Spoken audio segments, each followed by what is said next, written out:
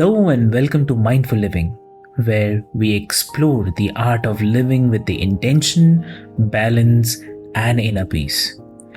I am Avik, your host, guiding you through conversations on health, meditation, mental well being, mindfulness, and the mind body connection. Each episode features expert insights to help you grow, heal, and thrive. So, take a deep breath, relax, and join us on this journey to a more mindful and fulfilling life. So, let's get started.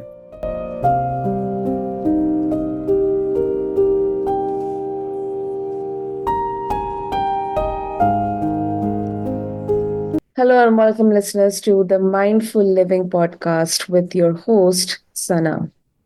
Today, we have a powerhouse of grit, resilience, and purpose joining us, the one and only Rich LaMonica. Rich isn't just a 22-year veteran of the United States Army, he's a living testament to the power of mindset and perseverance. From serving multiple deployments in the global war on terrorism to navigating the challenging transition to civilian life, Rich has faced it all and conquered it with a motto we all could use: challenge accepted.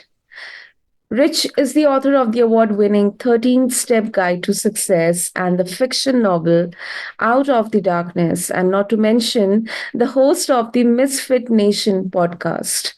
Whether he's mentoring veterans, writing, or inspiring audiences as a motivational speaker, Rich's passion is clear, listeners, empowering others to thrive, not just survive. So, buckle up for a conversation about mindset, resilience, and how to live with purpose even when the odds seem stacked against you. Let's dive in. Rich, welcome to the show, and it's an absolute honor to have you with us today, sir. The honor is all mine to be invited and to give a little insight to your audience and maybe help them to have a better day tomorrow. Lovely, lovely. Rich, your transition from the army to civilian life, it's a compelling story.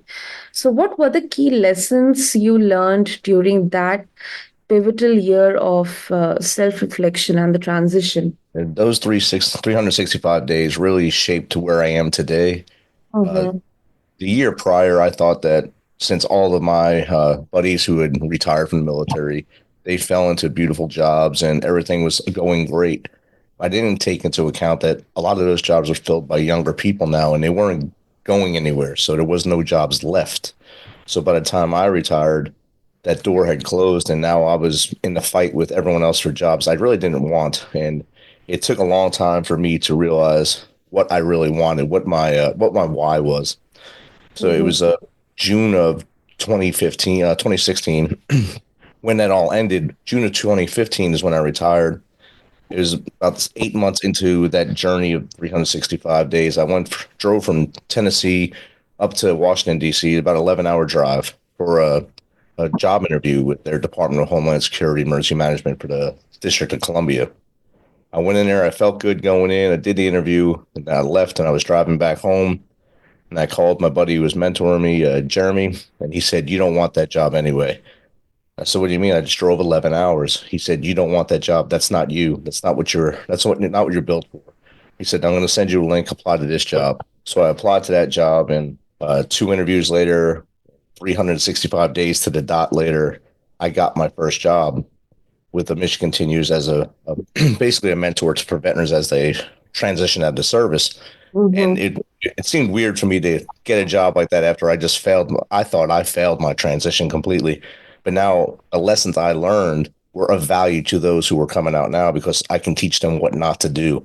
And it taught me to be resilient and just keep pushing forward and keep fighting and use that grit that was instilled in me in my whole life to stay up and stay focused and used my network to get to that first job and make it out of that 365 days. Mm.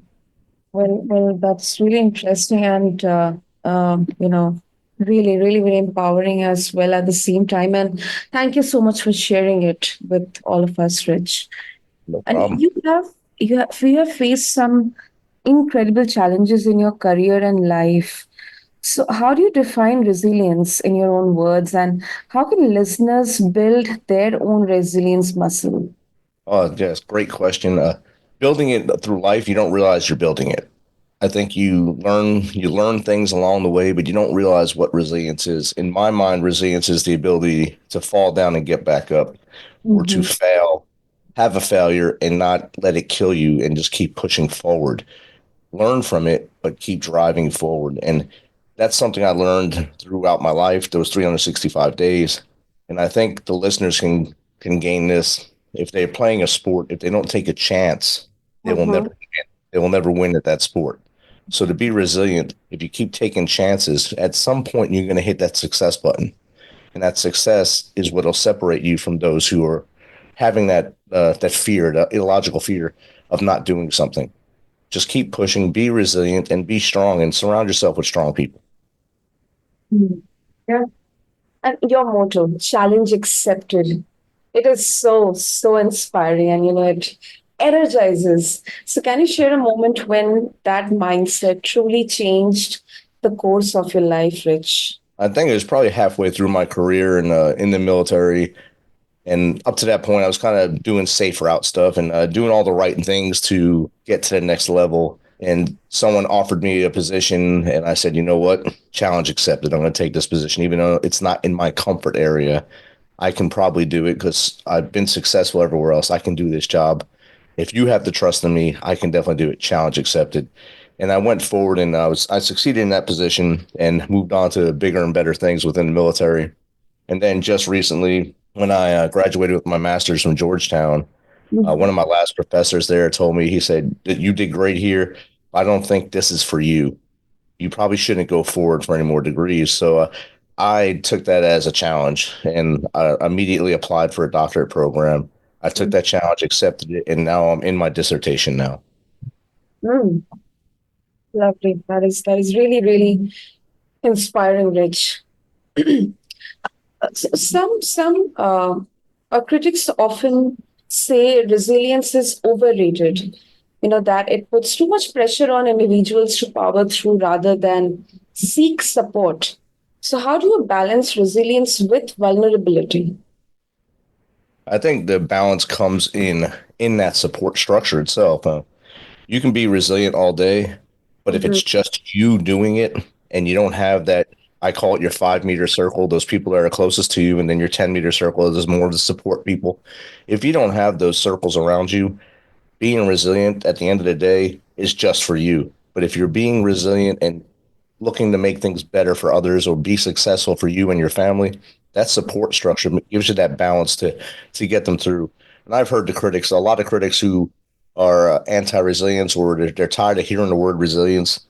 They like to say that 'cause they're trying to push another mantra or something, push their thought, their process, but they're still within their thought process. They're still saying how resilient they were and are at this time. So Mm, the balance comes with having that network and that support structure to help you move forward. Yeah, yeah, that is true. That's a great answer, Rich. So, for veterans transitioning to civilian life, what practical advice can you offer to help them rediscover their sense of purpose? Write down your why, or try to figure out your why before you start your last couple of years in the military. That way, you know exactly what you want to do, and maybe it involves getting a mentor to pick your brain and figure out and try to help you find that why, that purpose in life. My purpose is to help others. I do that through volunteering with veterans organizations. We're helping mentor youth, or mentoring peers that are going through things in life. For someone else, it might be their purpose might be to build things, to design things, or to help others do other things. It all comes down to your why. So step one is to find out that why. Mhm. Step two, step two, you have to have a plan. Well, now you have that why, create that plan, create that trajectory of where you want to be at certain points of the plan. So if you're starting a year out, at 6 months out, you have a network now. You already have a network you built through the military, people who already got out and they're in the corporate world or in the world doing great things. Use them, leverage that network, and then start pushing your resume out there, pushing feelers out there, cover letters. soft calls, cold calls, call people and see what they're looking for. And then those last few weeks, yeah, hit the streets and make sure that your name is out there and people know you and get your foot in the door with something you love. There's a huge statistic for a while that would said, I think it was like 60% of veterans in their first year would only, in their first job would only last less than a year. And I think that's kind of changed a little bit now since about 2018, where some people stay longer. And that's something I did my first job that I got out. I was so excited I had a job now. And Mhm. my hard headedness kept me there for 2 years because I didn't want to be part of that statistic. And then I found the job I'm in now, which I love. I love waking up every day to do, and it keeps me happy. Mm. Great, great, Rich. And some would argue that veterans should move on, quote unquote, from their military experiences to fully integrate into civilian life. What's your take on this perspective? I believe that's a great topic, great question, and no, like you can attest to this. No two people are the same. So if Mm. we, even if I'm in the military with my best friend, we're doing things for 22 years together in the military. One of us may not ever want to wear that uniform again or see that uniform again, while the other may want to still support it in a different way. So you got to find, like, it goes back to the last question, where you finding that why? Find your purpose. If you Mm. do not want to be part of the military machine, find something that, or have a backup plan, get college while you're in the military. That way you have a foot up when you get out and you already can get into that business or whatever you want to do on the way out. A lot of young veterans, when they get out, they're starting breweries, distilleries, Mm-hmm. tattoo parlors, t-shirt companies, and they're kind of drifting away just so, but they're still connected in other ways to the military without being formally connected. For me, I still go to work every day and help train soldiers. So yeah, I'm still kind of connected that way, and then I work with veterans on the outside, still connected. So for each person, it's different, and I have nothing against those who don't want to have anything to do with the military after they get done, because it's not an easy life. It's fun for a lot of people, but it's not an easy life, and sometimes it brings back bad memories for them if they have to go see it every day. So I applaud them for moving forward and doing different things. No, definitely, definitely. I totally agree with you. And your books tackle both practical success and deeper emotional themes. So, how do writing and storytelling play a role in healing and self discovery? That's an awesome subject. Great question. I think if you're telling your story, you're able to breathe. You can get stuff off your chest, and sharing your story with another might help them see that they're not alone in something, and maybe it'll help them have a better day, a better life. Uh, Sitting down and being creative, whether it's writing the books like I did, or the podcast like we both do, or anything else we do on the journey, it's all creative stuff. It's outlets for us to breathe, and like for right now, we're socializing, having a good talk.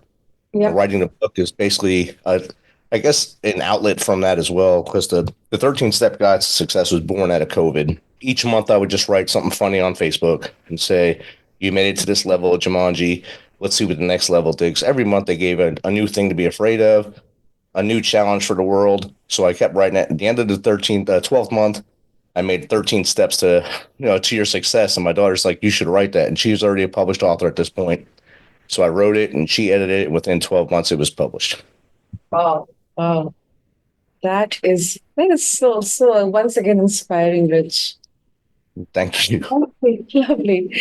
Okay, so before we wrap up this incredible conversation, Rich, if our listeners they want to check out your books and also tune into your podcast and explore more about your journey, your resources, how they can do that. They can go to my website, themisfitnation.com. That's TheMisfitnation.com. And all of our stuff is on there, from the audio show to the video show, to the books, to shirts, everything. And then, of course, our speaking and mentoring is on there as well.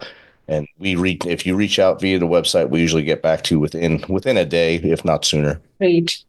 We'll have all the details mentioned in the show notes for our listeners. And that wraps up, listeners, an incredible, inspiring, and empowering conversation with Rich LaMonica. From redefining resilience to finding purpose in life's toughest moments, Rich's journey reminds us all that no challenge is too big, when you approach it with grit and determination. So, if you love today's conversation, be sure to check out Ritz's books and out of the 13-step guide to success and out of the darkness, and also tune into his inspiring podcast, The Misfit Nation. You can refer the show notes along with this episode on your favorite podcast platform. And as always, if this conversation has sparked something in you, something, share it with someone who needs it.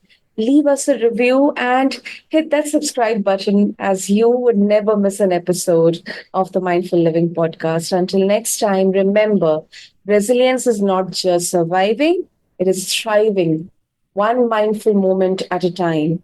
So stay strong, stay kind, and we'll see you soon. Thank you.